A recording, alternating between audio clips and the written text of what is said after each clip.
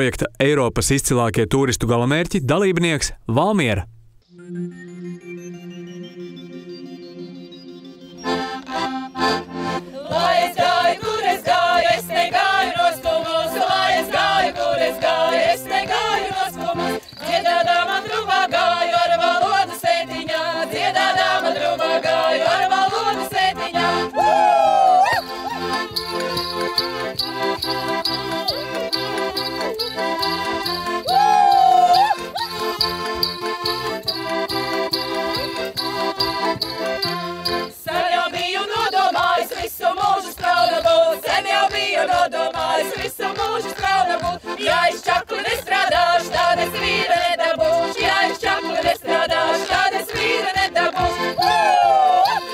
Dievs esot bijis iemīlējies, kad laida pasaulē gauju.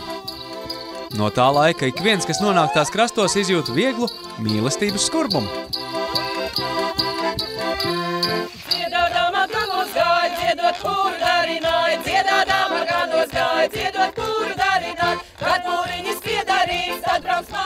Gauja, protams, nav nekāda parastā upe. Vietām tā ir klusa un piemīlīga kā pelnrušķīte, citviet trakulīga un bīstama kā karmena, bet visur skaista, valdzinoša, īsta spīgana. Kā jau spīganai pieklājas, arī gaujai patīk rotāties, un viena no tās skaistākajām rotām ir Valmiera, tikpat mainīga un ņipra kā pati gauja. Pret upi pilsēta izturas ar cieņu, atstājot neskartus tās krastus putniem un mīlētājiem.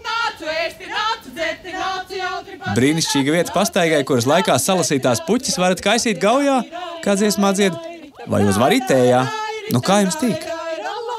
Ja nezināt, kuras zāles tējai der un kuras nē, prasiet viesmīlīgajām valmierietēm.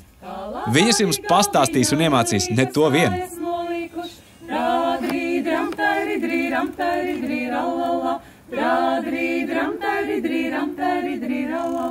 No maizītes nolīkušas, ne no zelta sudrabiņ, no maizītes nolīkušas, ne no zelta sudrabiņ.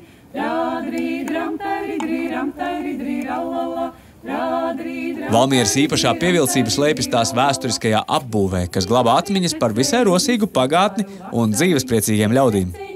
Jo kur krietnas alus, tur jautrības netrūkst, un alus Valmierā tiek brūvēts jau kopš vecajiem labajiem zviedru laikiem.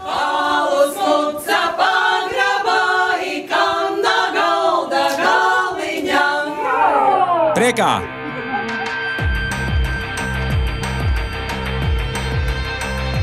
Bet BMX velotrase ir mūsdienu Valmieras lepnums. Lūk, no kurienes nāk mūsu brašie Eiropas, pasaules un olimpiskie čempioni.